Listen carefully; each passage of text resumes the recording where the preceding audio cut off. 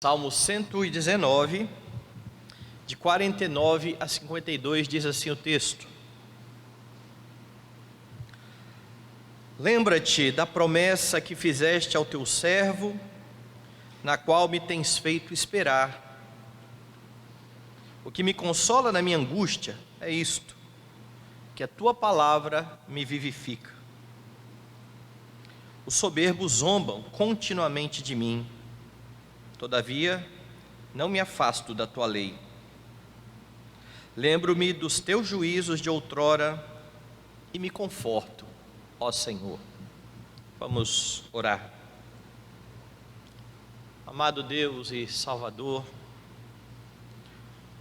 louvamos o teu nome,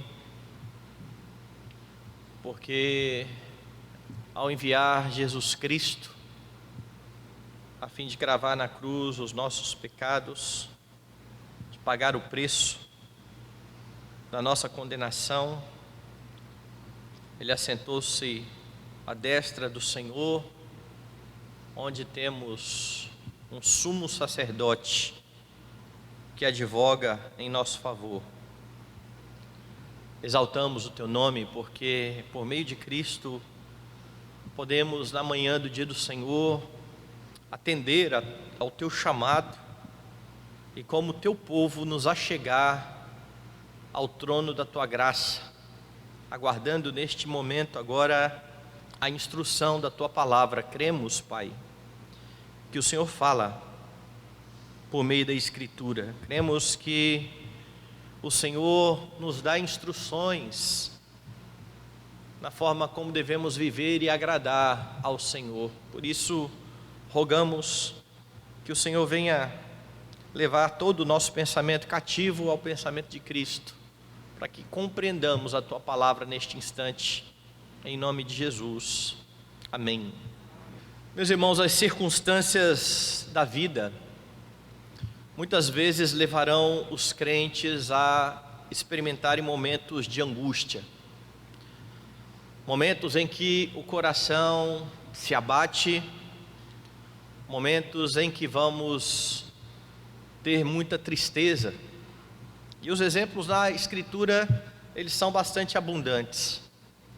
Imagine-se, por exemplo, enfrentando os mesmos dilemas de José, acusado injustamente pela mulher de Potifar, vendido anteriormente pelos seus irmãos, e quando ela é acusada pela esposa, ele é acusado pela esposa de Potifar, ele inclusive teve este momento na vida por não ter se deitado com aquela mulher, por ter sido fiel a Deus, vai parar na cadeia. Ou ainda pense você sofrendo todas as perdas de Jó, todos os filhos, todos os bens. Ele tem perdas na área familiar, na área financeira, ele experimenta dores no seu corpo. Você pode olhar ainda para os exemplos que nós temos na Escritura de pessoas que padeceram por conta dos seus próprios pecados. Davi escreveu sobre isso: enquanto calei os meus pecados, envelheceram os meus ossos pelos meus constantes gemidos todo dia, porque a tua mão pesava dia e noite sobre mim, e o meu vigor se tornou em sequidão de estio. E ainda que este sofrimento seja de fato ocasionado pelo pecado, e seja o justo fruto da desobediência de Davi, não deixava de trazer angústia, não deixava de trazer sofrimento. Como eu disse, nós enfrentamos dilemas e problemas dos mais variados. Talvez neste momento você esteja enfrentando dilemas na sua vida, problemas de angústia, a semelhança do que estava vivendo este salmista. Quando você olha para os Salmos, para o verso 50, você percebe exatamente isso. Veja: o que me consola na minha angústia é isto. O salmista está orando e ele declara que neste momento ele está angustiado, seu coração está angustiado. Talvez você se junte ao salmista neste momento de angústia. E nestes 4 versos que eu li, os 4 primeiros versículos desta 7ª sessão do Salmo 119, logo todos os versículos desta 7ª sessão começarão com a letra Zayin, que é a 7ª letra do alfabeto hebraico. Nestes 4 primeiros versículos, nós temos como agir nos momentos de adversidade. O salmista declara a sua angústia, como foi que ele agiu, como é que você precisa agir nos seus momentos de adversidade. E o que você tem nos versículos 49 e 50 é que você precisa, nos momentos de adversidade, recorrer ao Senhor. Eu vou ler de novo. O que me consola na minha angústia é isto: que a tua palavra me vivifica. Verso 49: lembra-te da promessa que fizeste ao teu servo, na qual me tens feito esperar. Veja, esta é a primeira ação que o salmista está tomando aqui, diante das suas tribulações. Sua oração é um pedido: Senhor, lembre-se de mim. E é bastante interessante este pedido, tendo em vista que Deus de nada se esquece. Deus não sofre de perda de memória. Nós esquecemos muitas vezes de muitas coisas. Nós esquecemos coisas importantes. Nós esquecemos invariavelmente de outras coisas mais simples do dia a dia. Deus de nada se esquece. Mas o salmista está diante dele pedindo: lembra-te da promessa que fizeste ao teu servo. Ou seja, o que significa isso? O pedido do salmista não é porque Deus passou por um momento em que ele não se deu conta ou esqueceu daquilo que ele tinha dito. Na verdade, o que o salmista está pedindo é que Deus haja em conformidade com a palavra que ele mesmo revelou. Quando ele diz: Deus, lembre-se da tua promessa, ele está dizendo: Deus, haja em acordo com aquilo que o Senhor tem revelado ao teu povo. Haja de acordo com aquilo que o Senhor tem anunciado. Porque ele tem no coração a certeza de que Deus é um Deus que faz promessas, e Deus é um Deus que cumpre as suas promessas. Quanto a ele, quanto ao salmista, ele reconhece essas promessas. E ele reconhece que Deus tem promessas porque ele as conhece. Porque ele sabe quais são as promessas de Deus. E a segunda parte do versículo aponta para esta realidade. Veja só: lembra-te da promessa que fizeste ao teu servo. E agora a segunda parte: na qual me tens feito esperar. E eu gosto muito da maneira como este versículo foi traduzido na Nova Versão Internacional, na NVI. Se você depois olhar esse versículo na NVI, você verá que está traduzido da seguinte forma: lembra-te da tua palavra ao teu servo, pela qual me deste esperança. O sentido é o mesmo, mas na NVI isso parece mais claro, certo? O Senhor me tem feito esperar, e na NVI eu tenho esperança. Eu tenho esperança porque eu conheço a tua palavra. Senhor, haja em conformidade com a tua palavra. Então está bem claro aqui que o salmista recorre ao Senhor, porque tendo conhecimento da promessa do Senhor, ele tem o seu coração cheio de esperança. As angústias estão aqui, mas ele não olha para as angústias.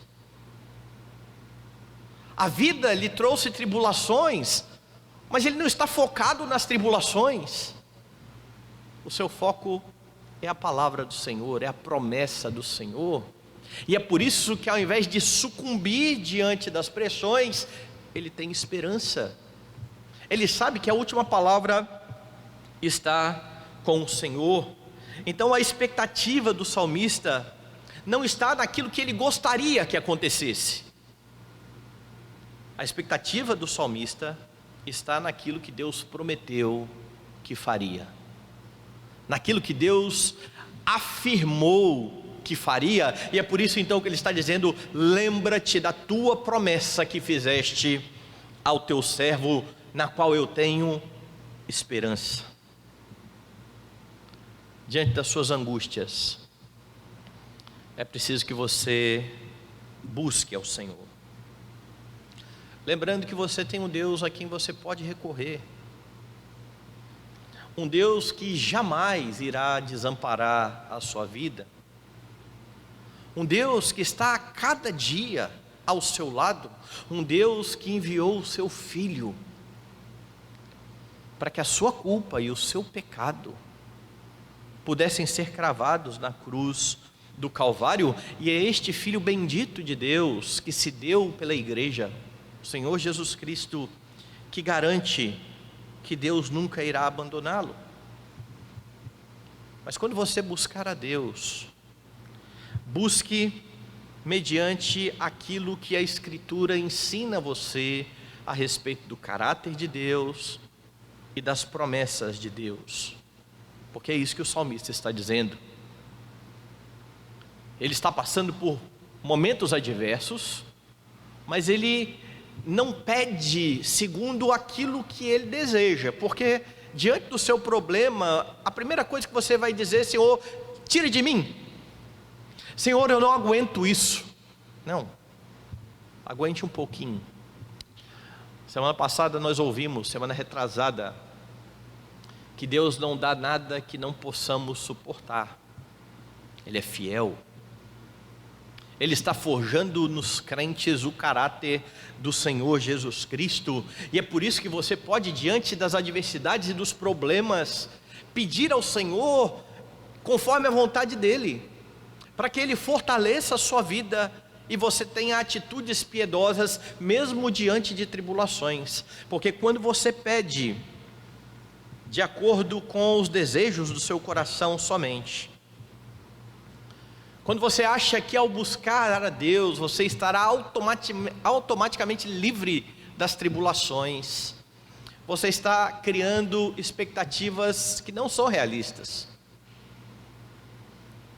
E quando nós oramos a Deus, baseado nas nossas expectativas que não vêm da palavra, nós nos frustramos, porque Deus não tem compromisso com as nossas expectativas, Ele tem compromisso com aquilo que Ele prometeu.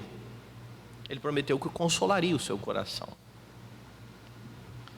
Ele prometeu que estaria com você todos os dias. Deus pode retirar tudo de uma vez, toda angústia? É óbvio que pode. Nós sabemos que Ele é poderoso para fazer isso. Entretanto, Ele não prometeu que faria isso. Mas ainda assim você pode ter a certeza que tinha Davi: ainda que eu ande pelo vale da sombra da morte, eu não preciso ter medo, o Senhor está comigo. Ele prometeu isso. Jesus vai ratificar isso: eis que estou convosco todos os dias até a consumação dos séculos. Então, deposite toda a sua fé no Senhor, como ensina a Escritura. Lembrando que fé é a certeza das coisas que se esperam e a convicção dos fatos que você não vê. E você pode ter convicção porque Deus disse que faria, baseado, pautado na promessa de Deus. Abra a sua Bíblia em Romanos capítulo 4, e você tem uma ilustração bastante interessante a respeito disso. Porque aqui no capítulo 4, quando Paulo está tratando com os judeus da justificação de Abraão, que foi mediante a fé no Messias que viria, você tem no versículo 18 Paulo dizendo assim: Abraão, esperando contra a esperança, creu para vir a ser pai de muitas nações, segundo lhe fora dito: assim será a sua descendência. Abraão, preste bem atenção na forma como Paulo escreve: esperando contra a esperança. Que negócio é esse? Por que Abraão está esperando contra a esperança? Porque, humanamente falando, Abraão e Sara não tinham a mínima condição de ter filhos. Isso era natural. Eles já estavam velhos. A sua esposa, além de estar velha, era estéril. Entretanto, Deus prometeu que daria um filho. E pautado nesta promessa de Deus, ele espera contra a esperança, contra aquilo que é natural. E é assim que nós precisamos ter esperança. É naquilo que Deus diz, é naquilo que Deus fala que irá fazer. Então, em sua angústia, você busca o Senhor, tendo esperança naquilo que Ele tem prometido em relação aos cuidados com os seus servos, lembrando que todas as coisas cooperam para o bem daqueles que amam a Deus. Mas você tem um pouco mais aqui. O verso 50 traz mais uma razão para que você busque o Senhor no seu momento de angústia. E a razão aqui é que você encontra na palavra do Senhor consolo que vai vivificar a sua vida. Veja o versículo: o que me consola na minha angústia é isto, que a tua palavra me vivifica. Ele espera e tem o seu coração consolado, porque ele tem certeza que há vida na palavra de Deus. A palavra traz vida ao seu coração. E algo importante sobre buscar o Senhor aqui nestes versículos é que este homem está orando, colocando diante de Deus o seu problema, e é por meio da palavra que ele é consolado e vivificado. O que significa, meus irmãos, que esta palavra bendita, o instrumento de Deus para consolar o coração do povo. Nós passamos por muitos momentos em que palavras nos faltam para consolar. Tem um cântico que diz isso, né? Há momentos em que as palavras não resolvem. Tem momentos em que a melhor coisa a se fazer é ficar quieto, se colocar de lado, dizendo: olha, estou aqui, eu não tenho palavras para isso, mas há alguém que tem. Há um Senhor que tem palavras de vida, e este Senhor nunca estará calado. Ele só está calado para aqueles que não abrem a Bíblia. Para estes, o Senhor está calado de fato. Mas se você quiser ouvir palavras de vida em meio às suas tribulações, abra a palavra do Senhor, ore a Deus, coloque diante dele o seu dilema, coloque diante dele tudo aquilo que está trazendo angústia, sofrimento ao seu coração, mas o ouça. Abra a Escritura, peça que Ele fale ao seu coração. É aqui que o bom pastor fala às suas ovelhas. É neste livro que o bom pastor consola o coração das suas ovelhas. Quem ora e não busca a orientação da palavra é como aqueles que querem desabafar, mas que não estão dispostos a ouvir os conselhos aí do seu interlocutor. Pessoas que acham que o falar por si só é terapêutico, vai curar o seu coração, eu preciso só desabafar. Não, a palavra não diz que você precisa só desabafar. Você pode colocar diante de Deus tudo o que está no seu coração. Não tenha medo de fazer isso.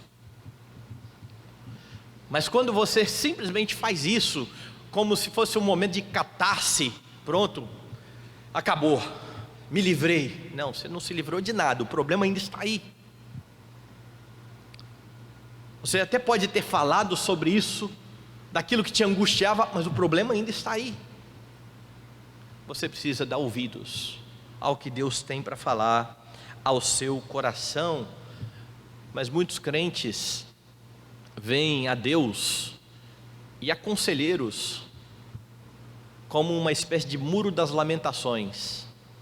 Eu tive, há anos atrás, uma aconselhada que era assim: ela vinha toda semana ao gabinete e falava meia hora, 40 minutos, e falava, e aí nós abríamos a Bíblia e buscávamos a orientação do Senhor, e dizia: olha, semana que vem você volta, mas você tem que tomar passos, você tem que tomar atitudes. E voltava a próxima semana: e aí, você fez isso, você foi à igreja, você tem orado? Não, pastor, não tenho ido à igreja, não tenho orado, mas eu vim para falar um pouco mais. E falava mais um bocado e ia embora. E um dia eu tive essa conversa com ela. Eu falei: olha, eu não sou nenhum muro de lamentação, Deus também não é. Você pode se lamentar, e a Bíblia mostra servos de Deus que se lamentaram, mas você não pode parar no lamento. Você precisa ouvir o seu Senhor, e você ouve o seu Senhor, e Ele te dá direção na palavra, e você deixa de lado. Ninguém encontra consolo e vivificação desta forma. É isso que o salmista está colocando aqui. Veja, o que me consola na minha angústia é que a tua palavra me vivifica. Mas como é que a palavra faz isso? Quando ela é entendida e aplicada. Não é só quando ela é decorada, está aqui na minha cabeça, mas eu não ajo em conformidade com ela. Eu até sei a teoria, eu até discuto sobre a teoria, mas eu não quero colocar em prática. Você precisa lembrar que Deus direciona a vida dos crentes por meio da palavra, que traz consolação ao coração. Então, em seus momentos de angústia, busque a Deus, ouça a sua voz por meio da palavra, aproveite a grande bênção que o Senhor mesmo deu aos crentes, a dádiva do Espírito Santo que habita no crente, que o convence do pecado, que o habilita a viver em acordo com a Escritura, ainda que muitas vezes seja difícil e seja contrário àquilo que eu quero fazer. Afinal de contas, viver com Cristo é exatamente negar-se a si mesmo, fazer aquilo que Ele quer, fazer aquilo que Ele está ordenando. Lembre aí que Paulo escreveu a irmãos que estavam perdendo entes queridos, pessoas próximas na igreja, e então ele anuncia uma verdade gloriosa: haverá ressurreição. E ele então prega baseado na palavra. Olha, um dia ressuscitaremos. E no final a orientação é: console-se uns aos outros com estas palavras. Por que haveria consolo nisso? Deus disse que vai haver ressurreição, haverá. A morte não tem a palavra final. Creia nisso, encha o seu coração de esperança. É isso que Paulo então está falando lá aos Tessalonicenses. Mas você precisa fazer um pouco mais. Além de buscar o Senhor, o salmista continua mostrando o que fazer nos momentos de angústia. E os versículos 51 e 52 trazem a seguinte verdade: você precisa confiar na palavra, nas promessas do Senhor. Veja lá: os soberbos zombam continuamente de mim, todavia não me afasto da tua lei. Lembro-me dos teus juízos de outrora e me conforto, ó Senhor. O verso 51 está relatando uma situação terrível, que talvez faça parte do problema de angústia vivido pelo salmista, que ele anuncia no verso 50. Lembre que no verso 50 ele disse: o que me consola na minha angústia é isto. E no verso 51 ele descreve um destes momentos: olha, os soberbos zombam continuamente de mim. Este homem está sendo alvo de constante zombaria por parte destes que ele está tratando como soberbos. E a palavra que aparece aqui para zombar tem o sentido de desprezo, escárnio. Olha, estão escarnecendo de mim, Senhor. Mas a despeito disso, a atitude do salmista é de confiança. as coisas estão ruins. Ninguém gosta de ser zombado. Ninguém gosta de ser escarnecido, debochado. Mas veja, ele está dizendo que ele não se afasta da lei, ainda que esteja enfrentando momentos assim. Ele já havia mencionado que o Senhor fez promessas, isso dava a ele esperança, e agora então ele sabe que a palavra também o vivifica, e a afirmação deste verso é que ele não se afastará dessa palavra, a despeito de toda a zombaria, a despeito de todo escárnio. Você se lembra de Jó, um dos homens que eu citei aqui, falando dos momentos de angústia? Jó passou por um momento em que literalmente a esposa disse assim: olha, afaste-se de Deus, afaste-se da palavra de Deus. E você fala assim, mas nunca li isso no livro de Jó. É só você ver a palavra da esposa dele: você ainda conserva a sua integridade? Amaldiçoe a Deus e morra. Ou mais literalmente, para nós está traduzido: amaldiçoe a Deus e morra. A palavra original ali é um escárnio mesmo. Aquela mulher está usando de deboche e está dizendo literalmente: abençoe a Deus agora. Está vendo a sua situação? Louve a Deus, vai, louve a Deus e morra. Mas para entendermos melhor a ironia, foi traduzido para nós: amaldiçoe a Deus e morra, porque é isso que a ironia quer dizer. E este homem está firme, ele se mantém firme na promessa de Deus. As pessoas estão zombando, as pessoas estão debochando, ele permanece na palavra de Deus. E essa é uma atitude então de confiança.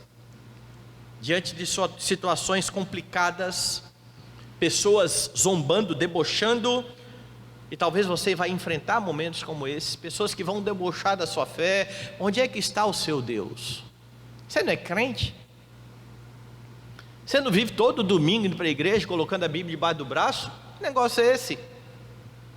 Se são formas sutis, e algumas não tão sutis, de debochar da fé. Se você fosse crente, você não passaria por isso não. Mantenha-se firme, mantenha-se confiante no Senhor. Lembre-se aí, por exemplo, de Sadraque, Mesaque e Abdenego. O rei manda com que todos se prostrem diante da sua imagem.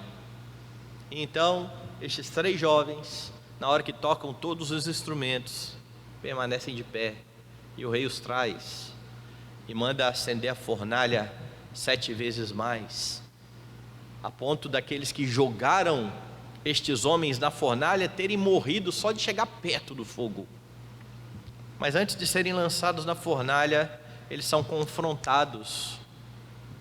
Olha, se vocês não se dobrarem, vocês vão para a fornalha, e eu quero ver qual é o Deus que vai livrar vocês. Isso é um escárnio. Eu quero ver até onde que vai essa fé. Lembra da resposta? Olha, rei, quanto a isso não precisamos nem responder. Se o nosso Deus quiser nos livrar, Ele vai nos livrar. Se o nosso Deus não quiser nos livrar, nem assim adoraremos a sua imagem. Eles confiam em Deus, mas eles não têm uma expectativa errada, porque Deus não prometeu que livraria eles da fornalha. Eles sabiam disso. Pode ser que eles morressem naquela fornalha, mas ainda que morressem, eles não negariam o seu Deus. Não se importe com as pessoas que debocham da sua fé.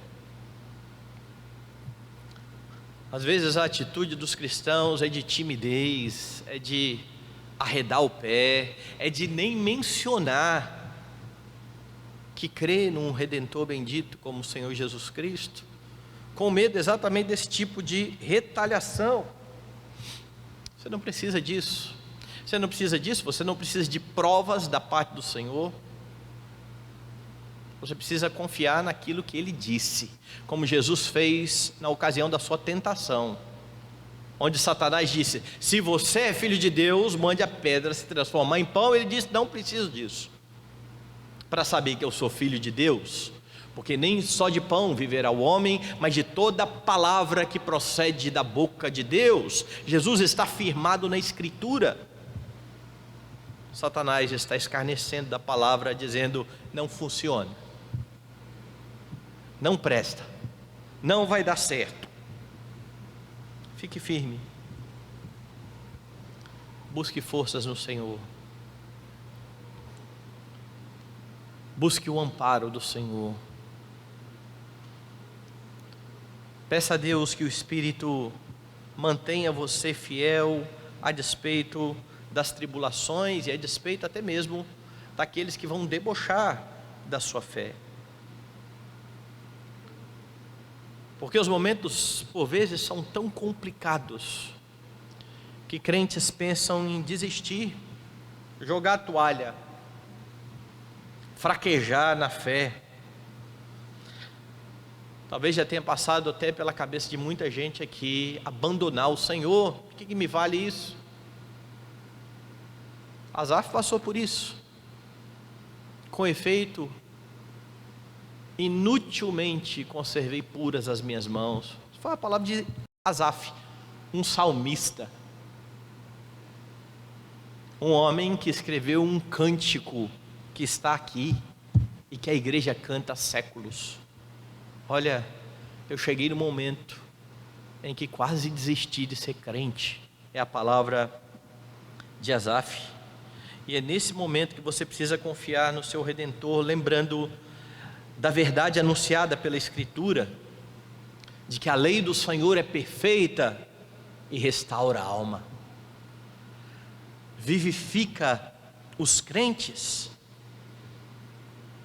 E você precisa olhar para o seu Redentor, porque ninguém foi mais ofendido que Jesus, o seu Salvador, que se manteve confiante e que cumpriu todo o plano de Deus para a redenção. Até mesmo quando os homens diziam, escarnecendo: salvou os outros, que salve a si mesmo. Vamos ver se Elias vem salvá-lo. Está clamando por Elias. Escárnio após escárnio, deboche após deboche, e o Senhor se mantém confiante no propósito do seu Pai. Olhe para o versículo 52. Lembro-me dos teus juízos de outrora, e me conforto, ó Senhor. E aqui então, o texto aponta para algo que levava o salmista a ter toda esta confiança na palavra do Senhor. Porque veja, a situação dele é a seguinte: estão zombando dele, estão zombando da sua fé, nada está acontecendo. Ele confia no Deus que vê todas as coisas, ele ora a esse Deus, o seu coração tem esperança. Sabe por quê? Por causa do que ele diz aqui no verso 52. Ele buscava trazer à lembrança os feitos do Senhor, no caso, os juízos de Deus outrora. Era só olhar para a história. A história está repleta de exemplos do juízo de Deus contra o pecado. Deus julgou o Egito e seus deuses, no momento certo, no momento apropriado. E você sabe o que é mais interessante nessa história?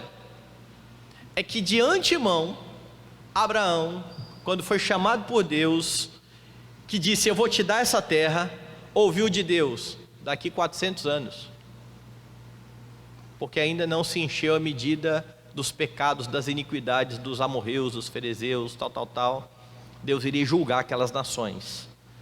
E então Deus manda o povo para o Egito, e eles ficam 400 anos escravos, até o momento em que Deus derrama o seu juízo contra aquele povo.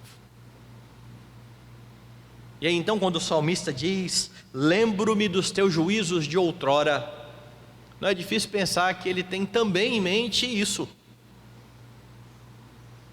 Também em mente o julgamento de Deus contra Sodoma e Gomorra. Deus vinha dando provas na história de que Ele pune o pecado. Bastava Ele trazer isso à memória.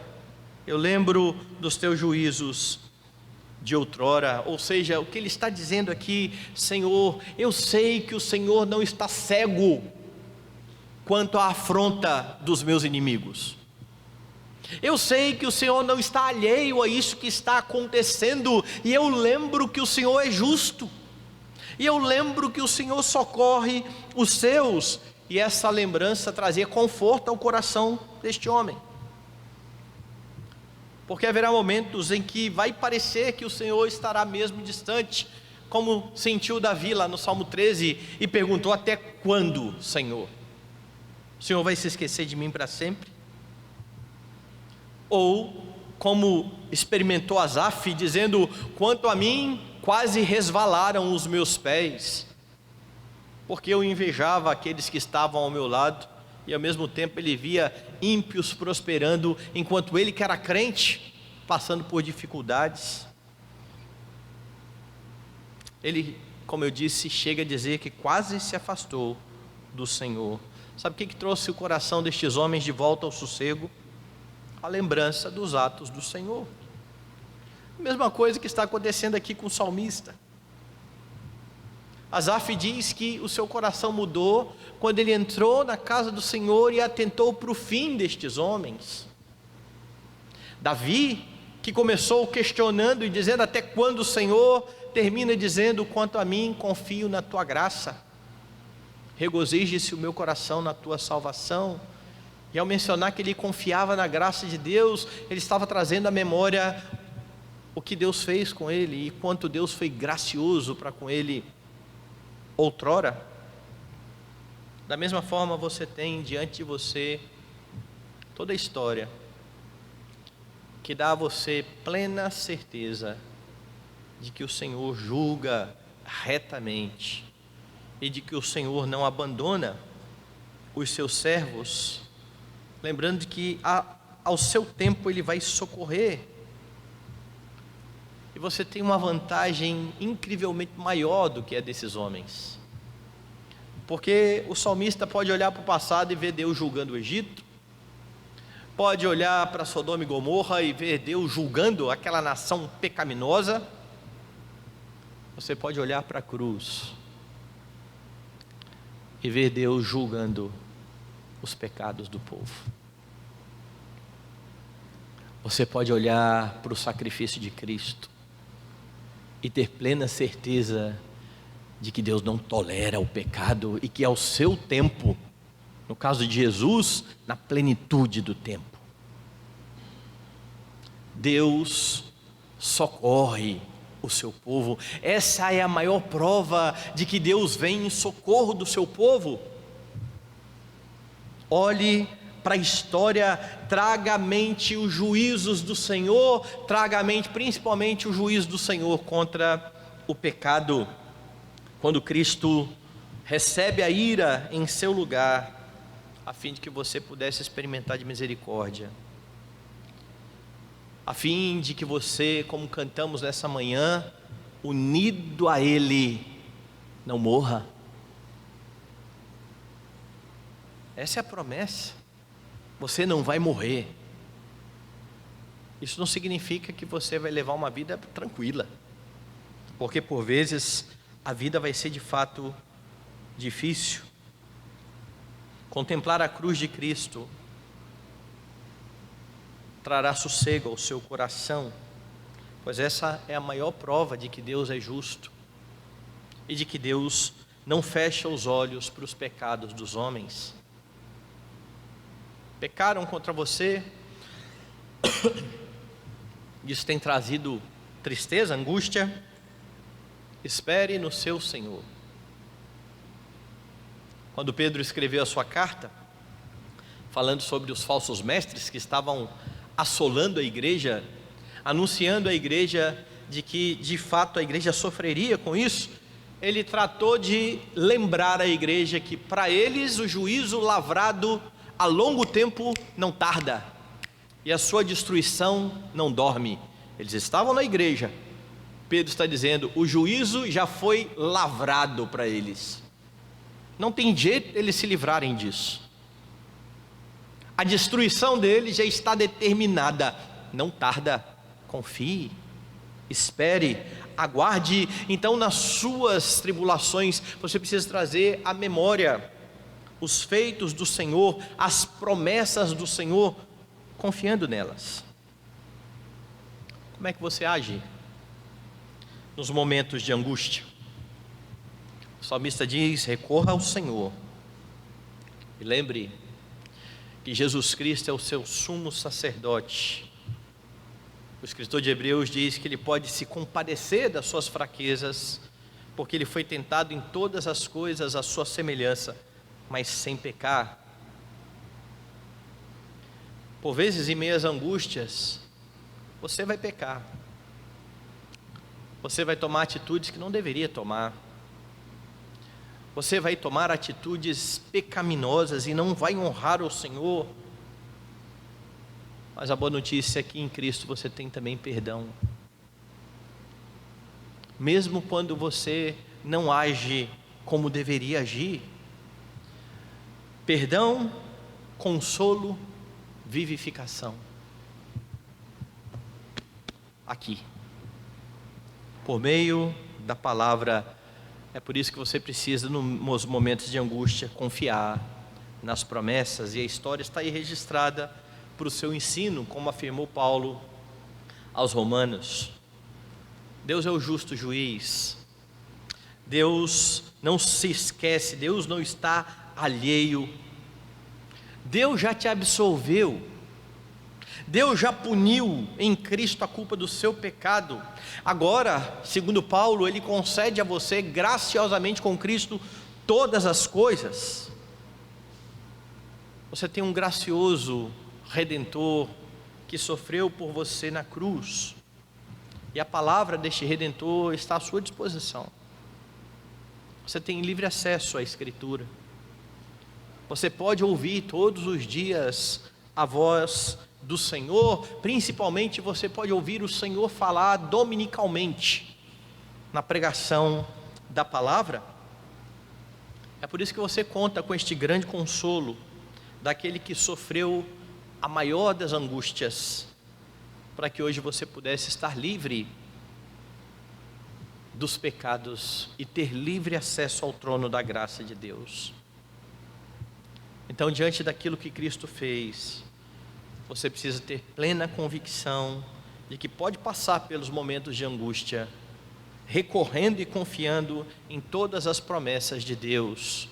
Isso não significa que será fácil, isso não significa que não haverá tristeza, mas isso significa que o Senhor trará consolo ao seu coração. Confie nas suas promessas, dentre elas, lembre-se que Ele está com você todos os dias e continuará assim até a consumação dos séculos, a fim de que você possa descansar nele.